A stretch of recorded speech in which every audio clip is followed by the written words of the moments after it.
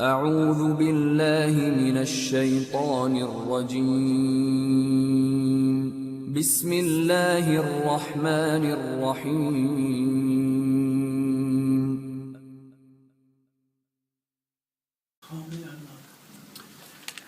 Anas bin Malik radiallahu anhu relates this hadith from Rasulullah sallallahu alayhi wasallam. He says that Prophet of Allah has said, Allahumma la aisha illa aishul akhirah. O Allah, the only life is the life of akhirah. Allahumma la aisha. Allah, there is no life. There is no real purpose of life except the life of hereafter. The only life which is worth for me is the life of hereafter. Allah, zindagi nahi hai magar akhirat ki zindagi. For a Muslim, this is what we striving for. This is what we looking for. Muttafaqun alayhi. This hadith comes in Bukhari and Muslim. Next hadith is also from same Rawi, Anas bin Malik, who says from Rasulullah sallallahu alayhi wasallam, he says, Yatba'ul mayyita thalatha. When a person dies, three things follow him till his graveyard. Three things follow him. जब आदमी मरता है तो तीन चीज़ें उसकी इत्तिबा करती हैं, तीन चीज़ें उसके पीछे जाती हैं. अहलुहु व मालुहु व अमलु. उसकी अहलुहु his family, व मालुहु his wealth, and व अमलुहु his actions. These three things follow a person even after his death till the graveyard. فَيَرْجِعُ إِثْنَانِ. Two come back home. After he is buried, two things, they say goodbye, now we're going back to our own house. So two things will leave us. وَيَبْقَى وَاحِدٌ. And only one thing will be remaining there. Only one thing will be remaining. And Prophet of Allah explained, he said, يَرْجِعُ أَهْلُهُ وَمَالُهُ. His wealth and his family, his dearest wife, his beloved daughter, his beloved son, beloved parents, beloved close friends, they're all saying goodbye to him and they're all going back home. His wealth is also going. The coffin which they took, sometime they bring the coffin back as well. Anything on his arm, son says, Dad, you don't need watch anymore. So watch out. Stay home. And only one thing which will be buried and will go with us in the grave is amaluhu, our actions. That day the wealth will not be in use. There's one of the great Muslim king, when he passed away, Iskandar-e-Azam, he told his people that when you take me for burial, on the way to the graveyard, take my hand out of the coffin and just leave it hanging like this, open hand. They said, why? He said, so people can know that the king of the world, who ruled the world, is today leaving empty-handed. Haath khali leke ja rahe ho, empty-handed. وَيَبْقَى عَمَلُ.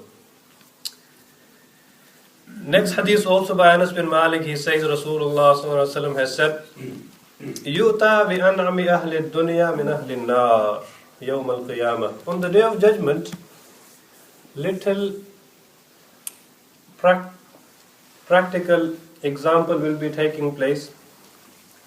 Allah will tell the angels on the day of judgment, go bring one person who is destined for hell. The person who will go to Jahannam, the person who will go to fire of hell, may Allah save all of us. Allah will say, bring him and show him the fire of hell from far. So he will be shown the fire of hell from very far, distant place. ثُمَّ يُقَالُ. And that person who was very fluent and who was very happy in the worldly life, but unfortunately on the day of judgment he has failed. He could not produce his actions, his a'mal. He hasn't got Iman, but he had wealth, he had everything in the worldly life, so he was well off in this worldly life. But on the day of judgment, he is destined for fire of hell. Allah will say, bring that person and show him the fire of hell once, one glimpse from far. And then he will be asked, Ya ibn Adam, O son of Adam, after seeing the fire of hell, he will be asked this question, هل رأيت خيرا قط هل مر بك نعيم قط. Even though you lived a very happy, very, entertained life in the worldly life, but today we are asking you, have you ever seen any happiness? Have you ever seen any joy in your life? He will say, La wallahi ya Rabbi, oh Allah, I had never seen any happiness. All this happiness of the worldly life is nothing in comparison to the hereafter's punishment. So when he will be shown the fire of hell, he will say, he will forget all the enjoyment which he had in the worldly life. So he will say, oh Allah, I never seen any joy in my life. Never. And then, وَيُؤْتَى بِأَشَدِّ النَّاسِ بُوسًا فِي الدُّنْيَا مِنْ أَهْلِ الْجَنَّةِ. But another person who's very poor in the worldly life, he had a very struggling life, he had very difficult and hard life in the worldly life, he never had enough wealth to look after and sustain him, so he was struggling here and there, but he passed his life on, but he protected his Iman. He protected his Iman. The worldly benefit, the worldly glittering did not, influence him. He did not sell his Iman. He did not leave his actions. Even though he never had nothing, but today he will be brought. In the Quran, Allah has said, "Wala abdun mu'minun khayrun min mushrikin walau a'jabakum." Allah says in the Quran in Surah Al-Baqarah that "Wala abdun mu'minun," a Muslim who is a slave. Slave, as long as he is a Muslim, he is a believer of Allah, is much better than that mushrik, that disbeliever, even though people like him. Because in comparison to the hereafter, he is in better off, even though he hasn't got wealth, but he is much better because he's got Iman. Iman is the biggest wealth. So he will be brought, this poor guy, poor Muslim who never had a good life in this worldly life, but he, because of his actions, is going to Jannat. He will be brought on the day of judgment, and Allah will say, show him the paradise, show him the Jannat once from far. And then after seeing the Jannat, he will be asked, Ya ibn Adam, O son of Adam, O ibn Adam, Hal ra'ayta busan qattu? Hal marra bika shiddan qattu? Have you seen a hard life ever? Did you see any difficulty in your life which you lived in the worldly life? He will say, Ya Rabbi la. Wallahi ma marra bi busun qattu wa la ra'aytu shiddan qattu. Wallah, I never seen any difficulty in my life. Because now he knows that I'm getting this. So what problem I had? No problem. Wallah, I never seen any difficulty in any hardship. This hadith also comes in Muslim, very authentic hadith. Allahu Akbar. Abu al-Abbas Sahl ibn Sa'ad al-Sa'idi, he says from Rasulullah sallallahu alaihi wasallam that one person, he came to Prophet of Allah and he said, Ya Rasulullah, Prophet of Allah, Dulluni ala amalin, give me a instruction to do any action because of which Allah should love me and people should also love me. Give me that action, or tell me any advice after doing which the result should be that Allah also loves me and people also love me. So one action, the result is true that Allah loves me and people also respect me and people also should love me. He asked this question from Prophet of Allah. The Prophet of Allah, he said, okay, if you want that you want Allah to love you, you want people to love you, then do two things. If you want Allah to love you, then do this. Izhad fi dunya. Live a content life in this worldly life, Allah will love you. Meaning, don't aspire for worldly things. You see somebody living a better life, or living in a bigger house than you, or driving a nicer car than you, and you having this, inspiration that, oh, why not I can't have it? And you have your greed for it. This is which will take you away from Allah. So you live, he said, may Allah bless him more, I don't need it. So you live a content life. Zuhud. Zuhud means that when a person has something but he doesn't love that thing, he only loves Allah subhanahu wa ta'ala.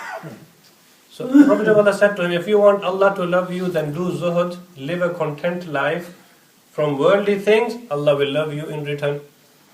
And number 2, if you want people to love you, then do this.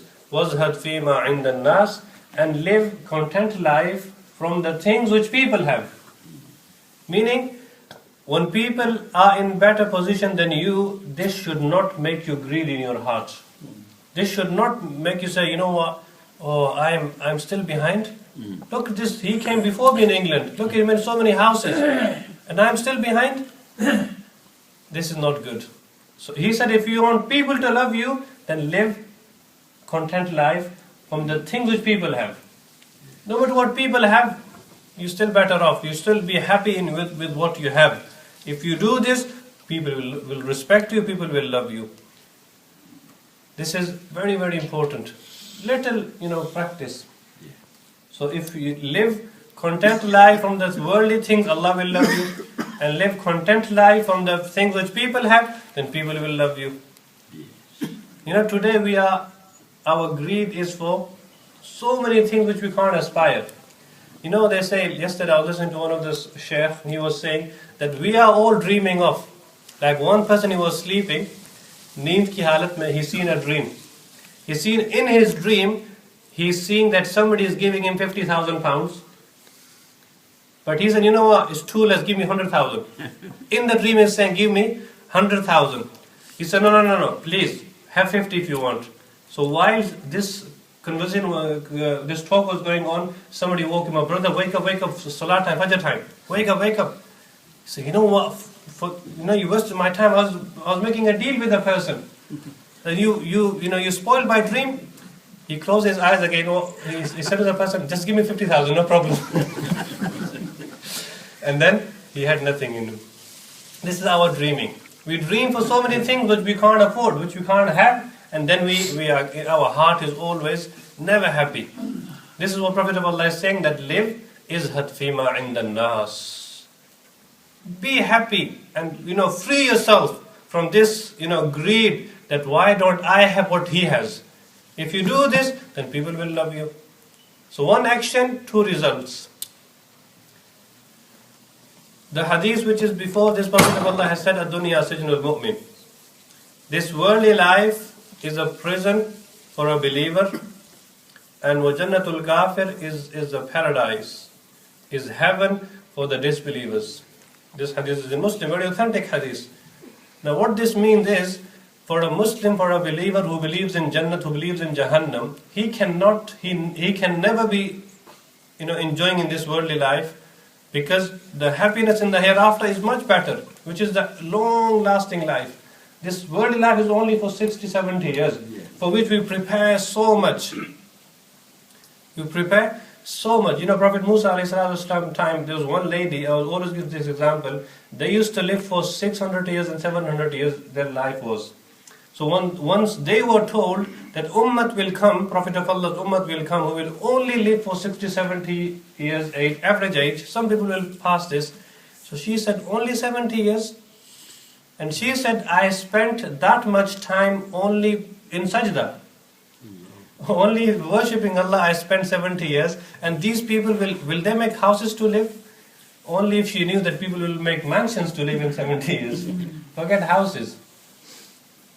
So this, one day Hazrat Hassan bin Ali, Prophet of Allah's grandson, was wearing very beautiful clothes, and he was sitting on a beautiful conveyance, on a beautiful animal, riding.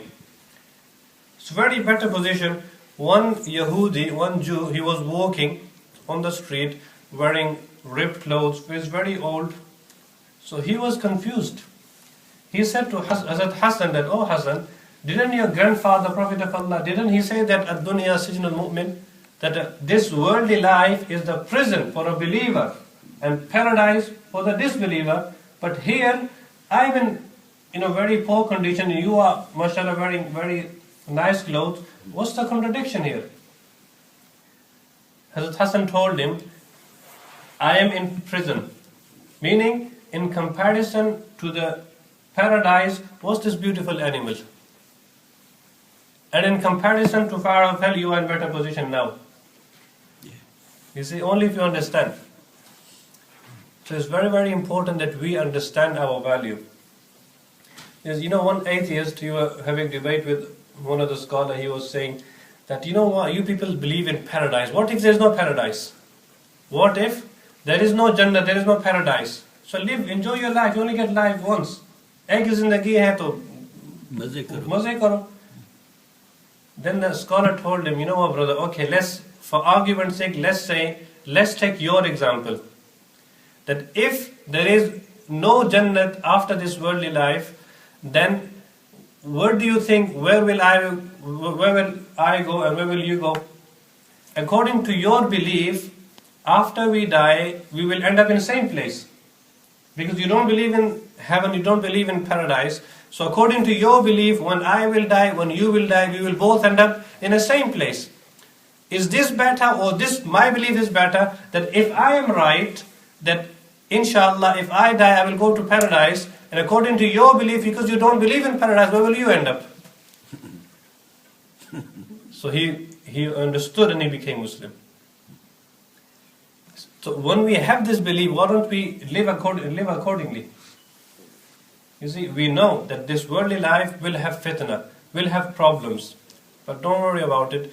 Live sabr, ista'inu bis sabri was salah. Live your life with patience with salah, and pass your life without any complaint, without any groaning. Inshallah, Allah, as long as Allah passes on the day of judgment, this is better deal.